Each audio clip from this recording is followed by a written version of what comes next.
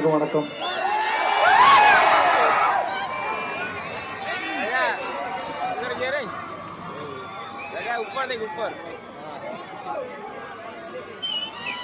இந்த மிஷினை first time இப்பதான் பாக்குறேன். நல்லா இருக்கு. உங்க எல்லாரையும் சந்திச்சுல பெருமகிழ்ச்சி. இவ்வளவு செல்போன் கம்பெனி இருக்குன்னு எனக்கு இப்பதான் தெரியுது. உங்களோட அன்புக்கு ரொம்ப நன்றி. உங்களை பார்த்ததுலயுமே எங்களுக்கு ரொம்ப மகிழ்ச்சி. குமுதாவில ஆர்ஐடி ஹாப்பி என்னாச்சு? ஹாப்பியா இல்லையா?